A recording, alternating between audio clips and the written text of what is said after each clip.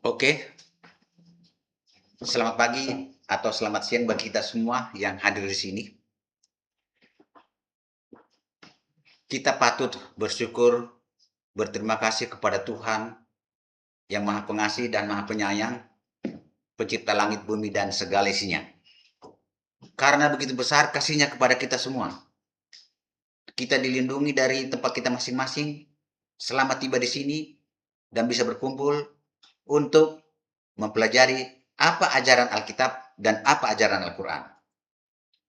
Kita patut bersyukur kepada Tuhan karena Dia memberikan hidup bagi kita, memberikan rezeki yang cukup kepada kita, sehingga kita bisa berbahagia bertemu di sini. Mudah-mudahan pertemuan kita ini menjadi berkah bagi kita semua dan menambah ilmu kita semua. Dan kita bisa nanti, tujuan kita karena beragama ini mempelajari kitab Al-Quran dan Alkitab, kita sama-sama ketemu di surga. Itulah tujuan kita. Kita sudah sepakati judul yang kita bahas di sini adalah apa fungsi Alkitab datang ke dunia ini. Untuk apa Alkitab datang ke dunia ini? Nah, sekarang akan saya mulai. Apa fungsi atau apa tujuan Alkitab hadir di dunia ini? Kita baca 2 Timotius 3 ayat 16. Segala tulisan yang diilhamkan Allah memang bermanfaat untuk satu, mengajar. Kedua, menyatakan kesalahan. Ketiga, untuk memperbaiki kelakuan. Dan keempat, untuk mendidik orang dalam kebenaran. Apa yang diajarkan Alkitab rupanya? Kita baca Ulangan 7 ayat 9. Sebab itu, haruslah kau ketahui bahwa Tuhan Allahmu, dialah Allah, Allah yang setia, yang memegang perjanjian dan kasih setianya terhadap orang yang kasih kepadanya dan berpegang pada perintahnya sampai kepada beribu-ribu keturunan. Jadi yang diajarkan Alkitab kepada manusia adalah tentang kasih Allah. Supaya manusia mengetahui tentang kasih Allah, ya sudah tentu manusia itu harus diajar oleh Alkitab. Apa bukti orang yang kasih kepada Tuhan? Kita baca Yohanes 14 ayat 21. Barang siapa memegang perintahku dan melakukannya, kata Tuhan, dialah yang mengasihi aku. Dan barang siapa mengasihi aku, ia akan dikasihi oleh Bapakku dan aku pun akan mengasihi dia dan akan menyatakan diriku kepadanya. Yohanes 14 ayat 25. Jikalau kamu mengasihi aku, kamu akan menuruti segala perintahku. Sekali lagi saya bacakan. Jikalau kamu mengasihi aku, kata Tuhan, kamu akan menuruti segala, bukan sebagian, segala perintahku. Kita baca Yakobus 2 ayat 10. Sebab barang siapa menuruti seluruh hukum itu, tetapi mengabaikan satu bagian saja daripadanya, ia bersalah terhadap seluruhnya. Kenapa Alkitab harus menyatakan kesalahan manusia? Tentu karena manusia telah bersalah. Salahnya adalah tidak percaya kepada Tuhan. Kapan manusia itu bersalah kepada Tuhan? Yaitu sejak zaman Adam dan Hawa. Mereka percaya kepada iblis, bukan kepada Tuhan. Kenapa kelakuan manusia diperbaiki? Tentu karena kelakuan manusia telah rusak. Rusaknya di mana? Manusia melanggar hukum Tuhan. Melanggar hukum Tuhan itu disebut dosa.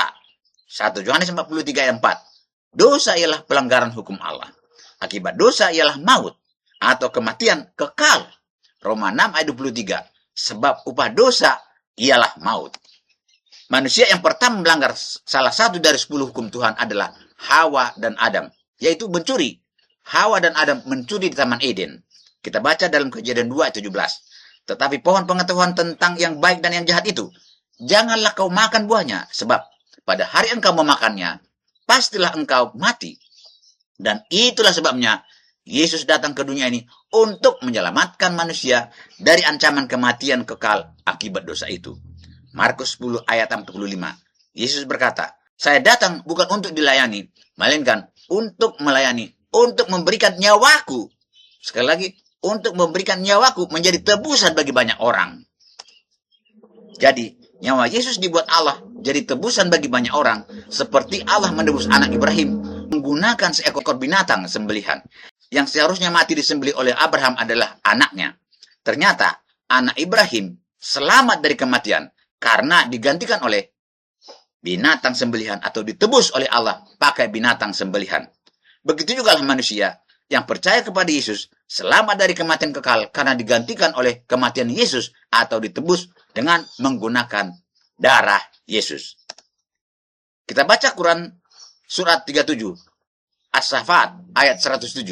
Dan kami tebus anak itu dengan seekor sembelihan yang besar. Karena anak itu ditebus dengan seekor sembelihan yang besar, maka anak Ibrahim itu selamat dari kematian. Seharusnya anak Ibrahim itu yang harus disembelih, tetapi tidak jadi disembelih karena digantikan oleh binatang sembelihan. Seharusnya seluruh manusia yang berdosa harus mati kekal, tetapi orang yang percaya kepada Yesus tidak jadi mendapat kematian kekal karena digantikan oleh kematian Yesus di palang salib. Apakah semua manusia diselamatkan? Tidak. Tidak semua manusia diselamatkan. Jadi siapa saja yang diselamatkan?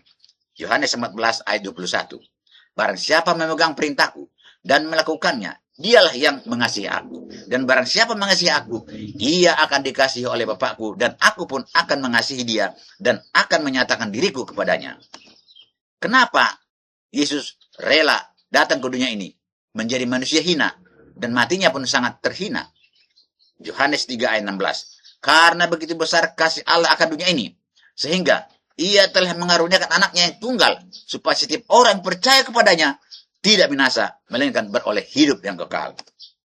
Jadi Yesus datang ke dunia ini bukan untuk menyatakan dirinya adalah Tuhan. Makanya Yesus tidak pernah berkata, aku adalah Tuhan, sembahlah aku. Malah dia sering menunjuk dirinya dengan berkata, anak manusia. Yesus datang ke dunia ini bukan untuk memperkenalkan diri Tuhan atau fisik Tuhan. Bukan untuk menyatakan bahwa jumlah Tuhan hanya satu, atau tiga, atau trinitas, atau tauhid.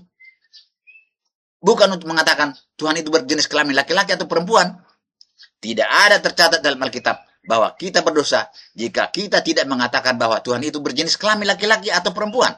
Dan jika kita tidak tahu berapa jumlah Tuhan, tunggal atau tauhid atau trinitas. Tapi kita dinyatakan berdosa jika kita melanggar hukum Tuhan. Jadi kesimpulannya adalah Yesus datang ke dunia ini adalah untuk menyelamatkan manusia yang percaya kepadanya dari ancaman kematian kekal akibat dosa. Apakah Yesus adalah manusia biasa seperti saya atau seperti kita ini?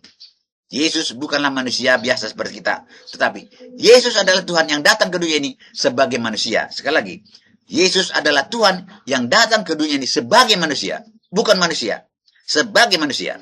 Roma 9 ayat 5. Mereka adalah keturunan bapak-bapak leluhur yang menurunkan Mesias dalam keadaannya sebagai manusia yang ada di atas segala sesuatu. Ia adalah Allah yang harus dipuji sampai selama-lamanya. Ia adalah Allah yang harus dipuji sampai selama-lamanya.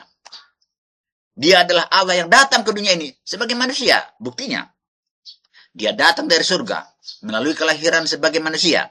Dia mengaku berkuasa memberi hidup kekal kepada manusia. Mati tapi bangkit dari kubur karena hidup kembali, kemudian pulang ke surga.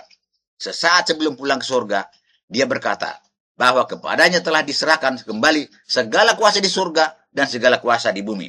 Tidak ada seorang pun manusia yang pernah datang dari surga ke bumi ini berkuasa memberi hidup kekal kepada manusia. Mati tetapi bangkit dari kubur, hidup kembali dan pulang ke surga untuk memegang segala kuasa di surga dan segala kuasa di bumi. Hanya Yesus. Filipi 2 ayat 5. Hendaklah kamu dalam hidupmu bersama menaruh pikiran perasaan yang terdapat juga dalam Kristus Yesus, yang walaupun dalam rupa Allah, tidak menganggap kesetaraan dengan Allah itu sebagai milik yang harus dipertahankan, melainkan telah mengosongkan dirinya sendiri dan mengambil rupa seorang hamba dan menjadi sama dengan manusia. Dan menjadi sama dengan manusia, tapi dia bukan manusia. Dan dalam keadaan sebagai manusia, ia telah merendahkan dirinya dan taat sampai mati, bahkan sampai mati di kayu salib. Ibrani 5 ayat 7. Dalam hidupnya sebagai manusia, Yesus telah mempersembahkan doa dan permohonan dengan rasa tangis dan keluhan kepada Dia yang sanggup menyelamatkannya dari maut, dan karena kesalehannya ia telah didengar. Sebagai manusia, dia telah mati di palang salib. Sebagai manusia, dia telah dicobai iblis. Karena iblis tahu, sebagai manusia, Yesus bisa berdosa. Tetapi Yesus tidak pernah berbuat dosa selama dia di dunia ini. Ibrani 4 ayat 14. Karena kita sekarang mempunyai imam besar agung yang telah melintasi semua langit, yaitu Yesus anak Allah. Baiklah kita teguh berpegang pada pengakuan iman kita. Sebab iman besar yang kita punya itu bukanlah iman besar yang tidak dapat merasakan kelemahan-kelemahan kita.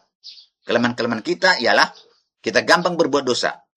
Sebaliknya, sama dengan kita, sebagai manusia, Yesus bisa berdosa. Ia telah dicobai, hanya tidak berbuat dosa.